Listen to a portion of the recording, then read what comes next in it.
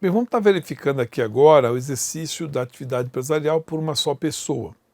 Isso porque, no nosso direito brasileiro, né, a empresa pode ser titularizada por um empresário individual, pessoa natural, ou sociedade empresária, pessoa jurídica, só essas duas. O exercício da atividade empresarial por uma só pessoa, então, do ponto de vista ordinário, se dá por meio do empresário individual que, em nome próprio, assume a empresa e, por conta disso, né, por atuar em nome próprio, não constitui uma pessoa jurídica, responde ilimitadamente pelas obrigações que assume no exercício da atividade. Até 2021, nós tínhamos também a possibilidade do sujeito sozinho exercer atividade empresarial por meio de uma EIRELI, Empresa Individual de Responsabilidade Limitada, que era, na verdade, como que uma instituição que reunia, pegava o dinheiro desse empreendedor e se tornava uma pessoa jurídica como se fosse um conjunto de bens ou de dinheiro para administrar aquela atividade empresarial. Pois bem, a EIRELI, ela deixou de existir, foi primeiro transformada em sociedade limitada unipessoal e depois revogada. Vamos estar tratando dela aqui. Ao ser transformada em sociedade limitada unipessoal, nós ficamos aí com a dica de como é que alguém pode exercer atividade empresarial sozinho, mas estabelecendo responsabilidade limitada, sem ser empresário individual, pessoa natural, por meio de uma sociedade limitada unipessoal. A Lei 13.874, de 2019, Lei da Declaração da Liberdade Econômica, ela possibilitou que a sociedade limitada venha a ser titularizada por um ou mais membros. Portanto, admitiu a sociedade limitada unipessoal. A Lei da Declaração da Liberdade Econômica admitiu, então, essa sociedade. Com a criação da sociedade limitada unipessoal, a EIRELI perdeu a razão de ser. Daí vem as alterações legislativas que levaram à extinção da EIRELI, não extinção, né, sem essa extinção ocorrer antes que houvesse a primeira transformação das EIRELIs existentes em sociedades limitadas unipessoais. Como é que está regulado, então, esse exercício de atividade empresarial de forma individual? Como está o exercício individual da atividade empresarial? Então, esse exercício, ele se dá ordinariamente pelo empresário, que nós chamamos, para poder diferenciar do gênero empresário titular da empresa, nós chamamos de empresário individual. Quem é o empresário individual? O empresário individual é uma pessoa natural que, para exercer atividade empresarial, adotará, por força de lei, um CNPJ. Esse é o motivo das angústias de muitas pessoas. Ele é pessoa natural, portanto, para o fisco, ele é pessoa física. Mas, como vai exercer atividade econômica, deverá adotar também um CNPJ. O que ele vai lançar nesse CNPJ, no CPF? Por que ele tem que ter os dois? Para que ele possa distinguir de forma bem clara quais são as atividades, qual é o patrimônio e quais são as dívidas particulares que ele tem no seu patrimônio, e quais são as atividades, patrimônio e dívidas empresariais.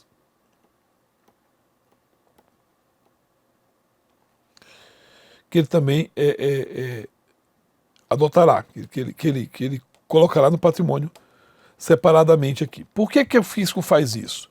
Porque, gente, a carga tributária, o tratamento legal é distinto para a atividade econômica e para a atividade civil, sem fins lucrativos. Vamos imaginar, só para contextualizar, que o empresário individual tenha montado uma agência de automóveis. Como saber quando ele compra automóveis para a agência para revender, gerando carga tributária específica, e quando é que ele compra automóvel particular para o seu uso pessoal? Como é que o fisco sabe disso? A atuação que ele está fazendo até para poder tributar? Pela utilização do CPF ou CNPJ. Toda vez que usa o CPF, esse empresário está dizendo para o fisco que está fazendo operações particulares. Toda vez que ele usa o CNPJ, ele está dizendo para o fisco que ele está atuando na seara empresarial. E daí os tributos são calculados. Mas vejam, ele é pessoa natural. E como pessoa natural, não tem como fazer uma separação, uma autonomia da situação patrimonial e da dívida dele. Por conta disso, ele terá responsabilidade, a responsabilidade desse infeliz será responsabilidade ilimitada. Infeliz porque se der errado a empresa, ele perde tudo que tem. Tá? Mas imaginemos que ele seja um empresário casado. Olha só, não tem distinção do ponto de vista da responsabilidade, mas a lei criou algumas espécies de restrições aqui. Vamos imaginar que ele seja um empresário casado, ok? E ele adquiriu diversos imóveis durante a constância do casamento e da sociedade, ok? Então está aqui os diversos imóveis que ele adquiriu. Então. Esses 2 imóveis aqui ele registrou no CNPJ. Ele colocou lá, se qualificou, né, como casado e tudo, nome da esposa e tal, e colocou o CNPJ dele lá no negócio. E nesse aqui ele colocou só o CPF. Segundo a lei, para alienar ou gravar de ônus esses 2 bens, seja qual for o regime de bens do casamento, ele vai fazer sim outorga conjugal, porque o fato de estar colocado no CNPJ indica que esses bens compõem o acervo da empresa. Eles são bens do patrimônio empresarial. Já para vender esse imóvel aqui, esse aqui, deixa eu colocar certinho, bem direitinho, somente com outorga conjugal. Ok? Aí tem que ter a concordância do cônjuge para vender esse bem imóvel, o que está no CPF. Então, sem outorga para o bem, os bens que estão no CNPJ, com outorga para o bem que está no CPF. Tá? Isso está presente ou está previsto no artigo 978 do Código Civil. Não preciso dizer, mas ainda assim falo, porque vai que alguém vacila aí. Inclusive, um dia desse eu li uma jurisprudência aqui do TJDF falando isso.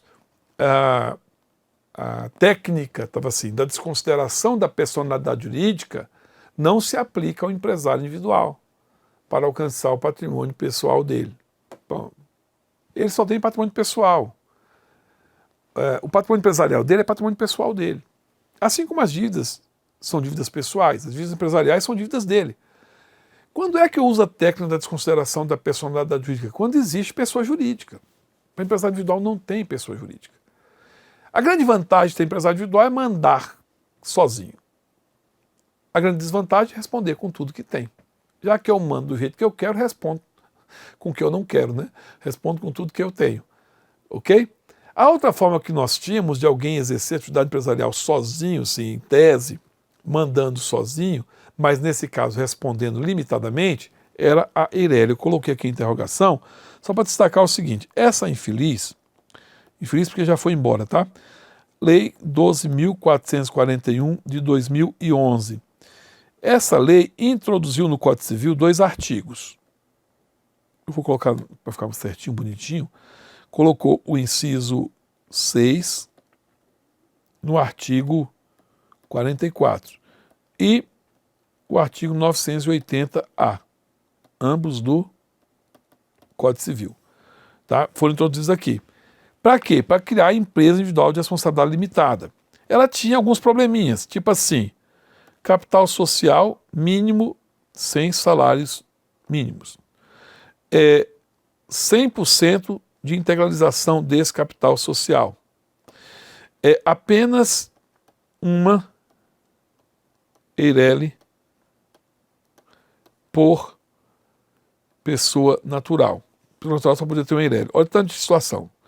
Tinha que assumir um capital social mínimo de 100 salários, teria que integralizar imediatamente esses 100 salários e só pode ter um Eireli por pessoa natural. Pois bem, em 2019, nós tivemos a aprovação ou a publicação da Lei 13.874. Dentre outras coisas, o que essa lei estabeleceu? A sociedade limitada unipessoal. Por quê? Porque acrescentou um parágrafo 2º ao artigo 1052 do Código Civil. Parágrafo 2º não, parágrafo 1º. O que foi que colocou nesse parágrafo 1º? A sociedade limitada será composta por um ou mais membros. Então, a Lei da Declaração da Liberdade Econômica criou a sociedade limitada unipessoal. Quando eu crio a sociedade limitada unipessoal, sem capital social mínimo, sem integralização mínima de capital social, sem limitação de quantidade de sociedade limitada por pessoa, ela é infinitamente mais benéfica que a Eireli. Então, esperava-se, opa, todo mundo que tem a Eireli agora vai transformar em sociedade limitada unipessoal. Só que isso demora muito, né? Até todo mundo captar que o negócio ficou bom, é muito melhor a sociedade limitada unipessoal. 2019 até final de 2019 até agosto de 2021, algumas Eireles transformaram-se em sociedade limitada unipessoal. Quando chegou em agosto de 2021, o legislador ficou impaciente, né? Alguém ficou impaciente pelo legislador e disse, artigo 41 da Lei 14.195, de 27 de agosto de 2021, publicada nessa data, o legislador disse, as Eireles existentes na data da entrada em vigor dessa lei, que foi a data da publicação, serão transformadas em sociedades limitadas unipessoais, transformou por força de lei, independentemente de qualquer alteração do seu ato constitutivo. Todas as Eireles foram transformadas em SLUs.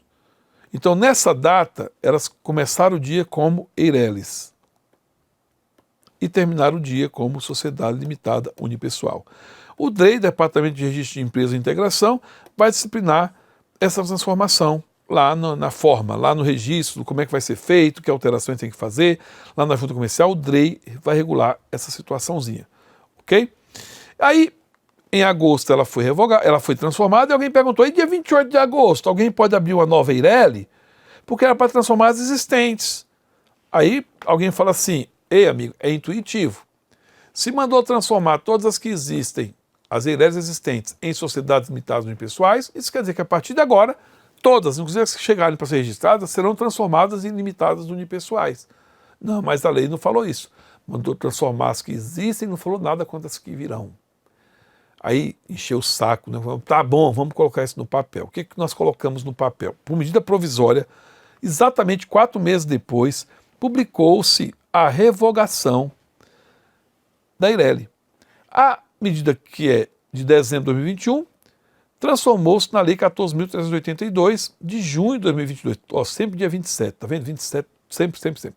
Então, transformou na 14.382, de 27 de junho de 2022.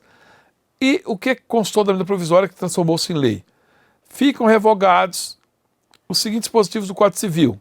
Exatamente quem, gente? O inciso 4 do artigo 44, que está aqui, ó. Foi o inciso usado para incluir a Eireli, está aqui, ó. Inciso 4, ou inciso 6, né, do artigo 44. E o 980A também foi revogado. O 980A é o artigo que está no título 1A do livro 2 da parte especial. Lá só tem o 980A. Então, definitivamente, a Eireli está revogada. Não existe mais no ordenamento jurídico brasileiro. Por quê? Porque a sociedade limitada unipessoal ocupou o espaço que seria da Eireli. Na verdade, quando nós regulamos a Eireli lá atrás, em 2011, nós queríamos já tratar da sociedade limitada unipessoal. É que o direito empresarial prima um pouquinho pela lógica, pelo intuitivo, né? E fica difícil falar sociedade de um sócio só. Mas, depois de 2011, os advogados conseguiram formar a sociedade advocatícia unipessoal, né?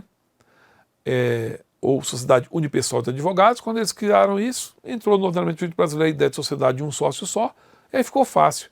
A lei 13.874 fazer a mesma coisa com a sociedade limitada, depois que nós nos adaptamos à sociedade unipessoal de advogados, ok? E aí, vindo a sociedade que admite sócio único, não tem por que manter a Eireli, ok? Então, totalmente revogada aí.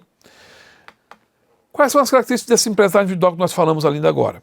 É alguém que exerce uma atividade, ou seja, a empresário não é forma, é realidade. Tá? Empresário é quem exerce a atividade, não é quem está registrado. Finalidade econômica, ou seja, trabalha com objetivo de lucro, fim lucrativo. Se não tem fim lucrativo, não é atividade empresarial.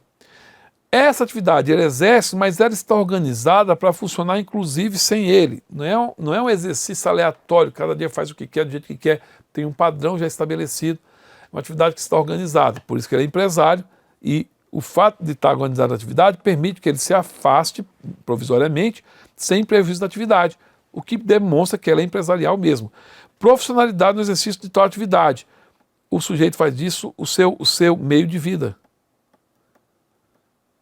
Fim teleológico, eu vou me sustentar disso, eu vou sobreviver dessa atividade. Tá? E finalidade de produção ou troca de bens ou serviços. Esse é o elemento objetivo, né? Eu produzo, eu vou me sustentar por meio do lucro. Essa é a minha profissão, daí eu vou tirar minha remuneração. E minha profissão consiste em produzir ou fazer circular bens e serviços para daí tirar o meu sustento. Essas são as características do empresário individual. Já o MEI, microempreendedor individual, vou falar desse sujeito aqui. Algumas pessoas confundem o MEI primeiro com empresário. Tanto MEI quanto ME quanto EPP não são necessariamente empresários. A Lei Complementar 123, quando define quem é empresário, ela diz lá, sociedade empresária, sociedade simples, que não é empresarial, e empresário individual. Esses três tipos de pessoa podem se enquadrar como ME ou EPP. MEI tem que ser uma pessoa natural. E aí, esse MEI, quem é? É uma pessoa natural que desempenha uma atividade econômica. Ele é empresário? Vou falar com todas as letras grave, porque é bem simples compreender. Ele só será empresário se ele tiver uma empresa. Sim. Daí, o que significa ter uma empresa? Ele tem que ter uma atividade econômica organizada, estruturada para sozinha fazer, ou produzir ou fazer circular bens e serviços. Isso é uma empresa, uma atividade que sozinha produz ou faz circular bens e serviços, mesmo na ausência do dono. Para que isso aconteça, esse dono tem que ter contratado uma pessoa. O MEI, então, só será empresário se ele contratou uma pessoa para atuar junto com ele. E a lei autoriza que ele tenha apenas um trabalhador ajudando ele. Trabalhador esse que ganha um salário mínimo ou salário de piso da categoria em que a atividade está sendo desempenhada. Então, o MEI só será empresário se a estrutura que ele montou funcionar sem ele. Para que a estrutura que ele montou funcione sem ele, ele tem que contratar um empregado que seja, um trabalhador que seja. Aí ele vai ser considerado microempreendedor individual. Ok? Portanto, eu estou tratando do MEI aqui. O MEI que seria empresário seria esse que contrata uma pessoa, que é o que permite que, se ele se ausentar, a atividade continue.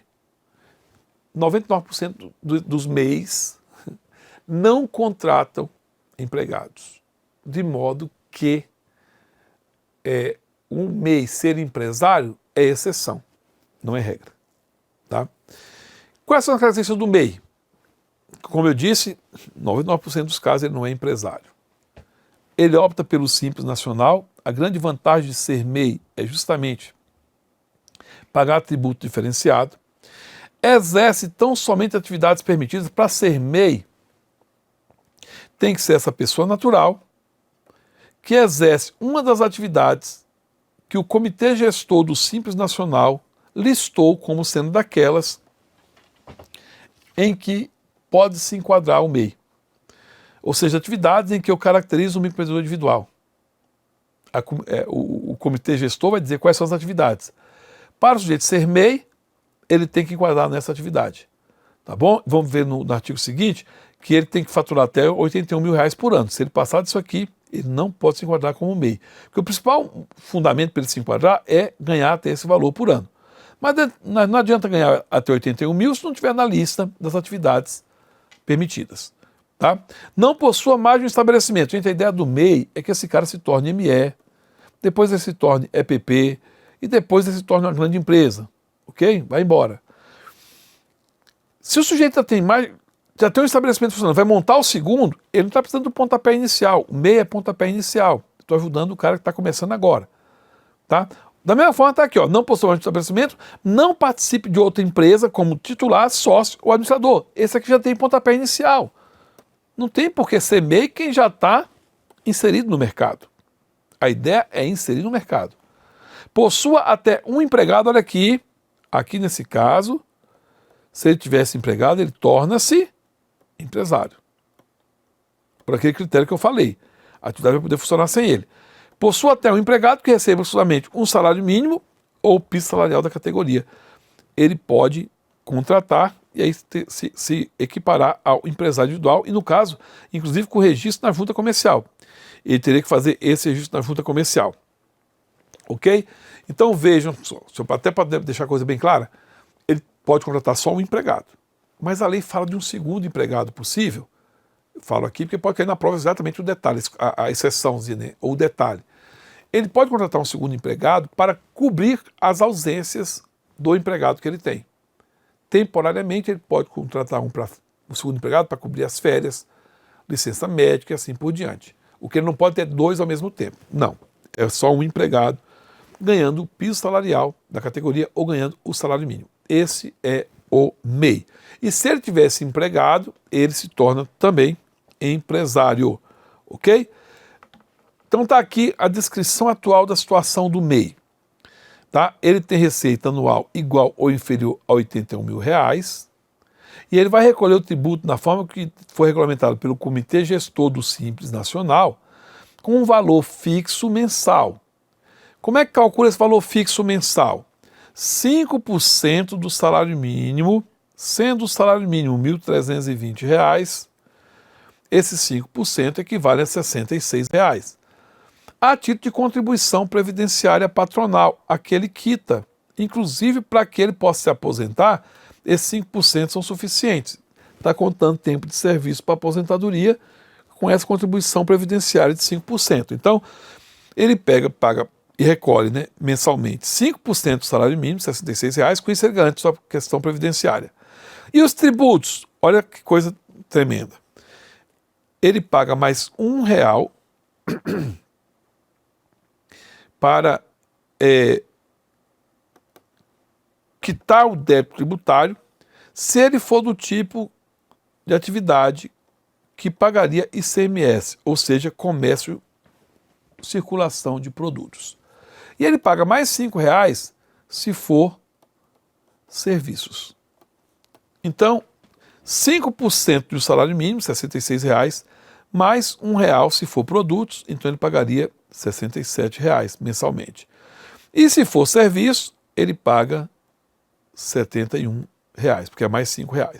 Detalhe, se ele contratar empregado, se ele contratar um empregado, a lei diz que nesse caso, se ele contrata um empregado, ele paga mais 3% de um salário mínimo para contribuição patronal desse empregado. Ele vai descontar o INSS laboral, ele vai descontar do empregado, o INSS que o empregado paga, sei lá, 7,5%, 8%, INSS laboral, e vai somar com esses 3% do salário mínimo para poder pagar a previdência desse empregado. Então, o que ele paga mesmo, não tendo empregado, que é o normal, não tem empregado, ele paga R$ 66, quando o salário mínimo está nesse valor, mudando o salário muda o valor, né?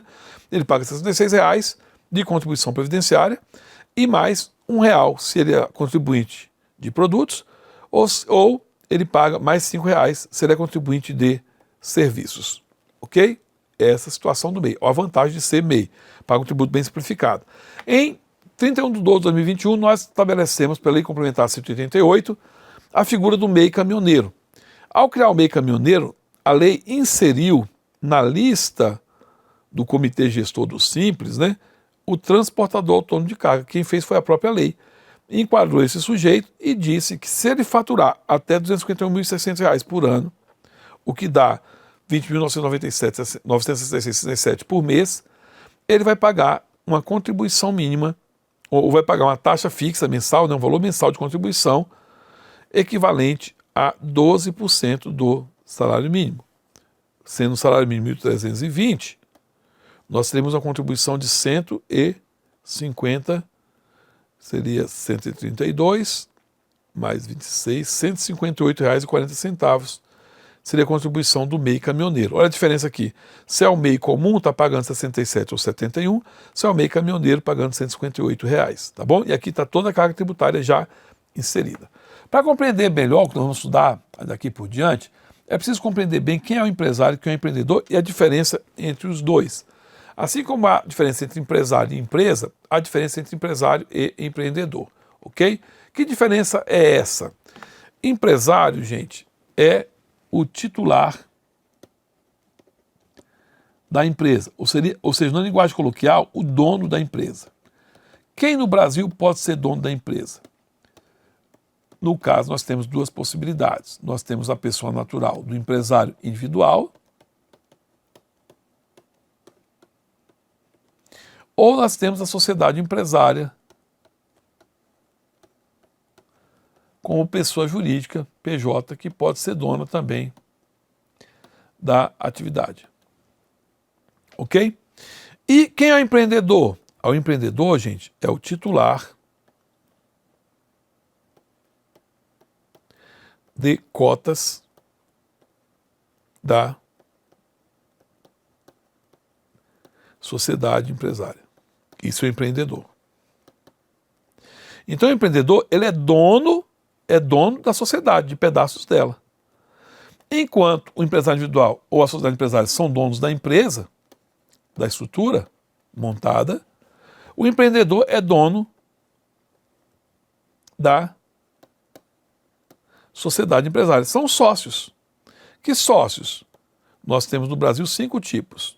O sócio em nome coletivo, da sociedade em nome coletivo, e que responde ilimitadamente pelas obrigações sociais, os comanditados da comandita e que respondem também ilimitadamente pelas obrigações sociais, os comanditários da comandita que respondem só pelas suas cotas ou sua participação.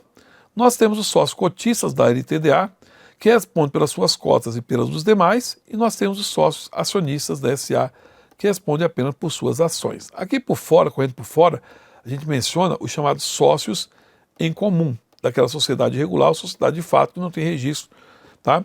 Então, esses sócios são os empreendedores que são donos da sociedade, tá bom? E o empresário caracteriza-se como? Com registro ou com atividade?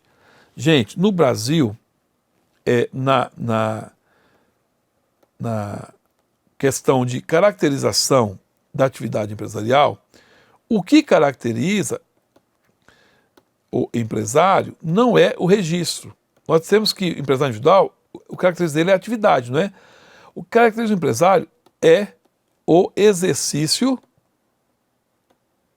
da empresa. Ou seja, o registro apenas declara, formaliza. A pessoa não é empresária porque registrou daí para frente, ela é empresária porque ela já exerce empresa. E desde o momento que exerce a empresa, já é empresário. Então, para efeito de caracterização do empresário, o registro tem natureza meramente declaratória, porque ele não vai tornar o sujeito empresário, vai declarar que ele é. Tá? Só que, para confirmar a regra e também demonstrar o alcance do que eu acabei de falar, nós vamos considerar que o registro tem natureza constitutiva toda vez que o empresário quiser gozar dos benefícios da legislação empresarial. Isso só será possível se tiver registro e do registro em diante. Então, para efeito de benefícios, nós temos o registro como sendo de natureza constitutiva. E para provar que o registro no Brasil tem natureza declaratória, nós temos a exceção. Tanto a atividade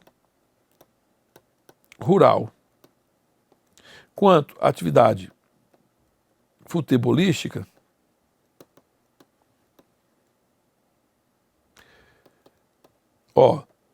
serão empresariais, vão precisar do registro. Serão empresariais do registro na junta comercial em diante. Só do registro em diante é que nós teremos caracterizada a atividade empresarial quando forem essas duas atividades. Então, para essas duas, o registro tem natureza constitutiva.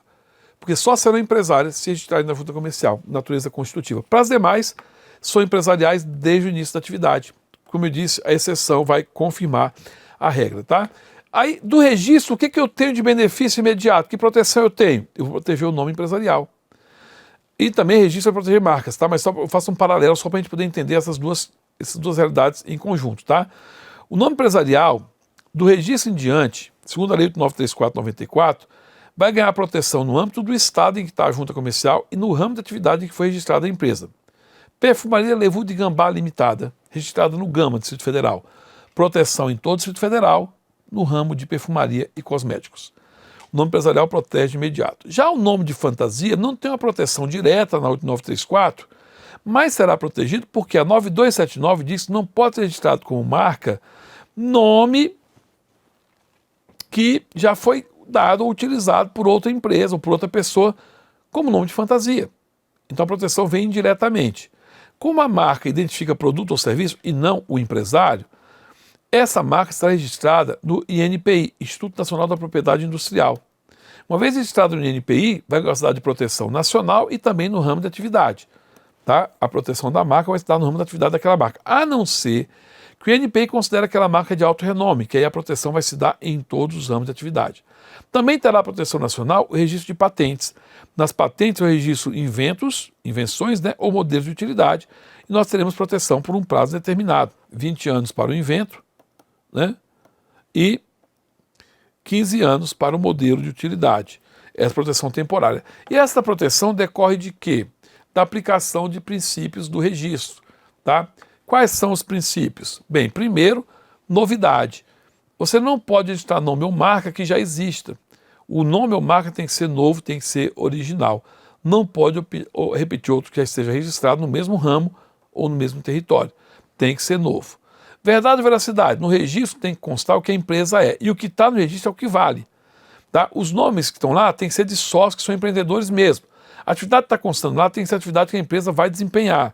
É por conta desse registro de verdade e veracidade que quando morre um sócio eu tenho que alterar o nome da sociedade para excluir o nome daquele sócio. Ok? Especialidade. A proteção vai se dar só no ramo de atividade ou do produto oferecido. Lembra que eu registrei Levu de Gambá Limitada, perfumaria? Então é só no ramo de perfumaria e cosméticos que eu vou ter proteção. Tá? Territorialidade. Como o registro da junta é estadual, a junta comercial ela é estadual, a proteção ao nome empresarial também será estadual. Como o registro da marca é no INPI, é nacional, a proteção da marca será em âmbito nacional. Por fim, eu trouxe aqui uma jurisprudência bem recente para mostrar a aplicação prática do princípio da verdade ou veracidade. O que está registrado na junta comercial é que deve ser tido como verdade, presumido como verdade. O que aconteceu nesse caso aqui? O STJ disse que não seria válida uma citação por edital que decorreu do envio de correspondência ou da citação para o endereço que a empresa tinha, o antigo endereço que a empresa tinha e que ainda constava do sítio eletrônico, do site da empresa. Então, a citação foi mandada para o antigo endereço que inclusive constava atualmente no site da empresa. Todavia, esse endereço foi alterado na junta comercial e foi comunicado à junta. Lá na junta tinha um endereço novo. Aí o STJ entendeu, pelo princípio da verdade e veracidade, a citação deveria ter sido tentada no endereço novo que está na junta comercial e foi publicado pela junta comercial. Está lá para todo mundo saber. Não importa se o endereço antigo ainda consta no site eletrônico da empresa. A citação é nula porque ela só foi para o endereço antigo, não considerou por verdade e veracidade o endereço novo que estava na junta comercial quando a citação por edital foi feita. Então, disso o STJ não é possível considerar válida a citação de pessoa jurídica em seu antigo endereço, cuja mudança fora comunicada à junta comercial, mas sem alteração no site eletrônico da empresa. Então, o site eletrônico não dá a publicidade que a junta comercial dá, vale o princípio da verdade e veracidade pelo que está na junta comercial. Ok? Muito detalhe, né? Mas vai gravando aí. Sucesso na preparação.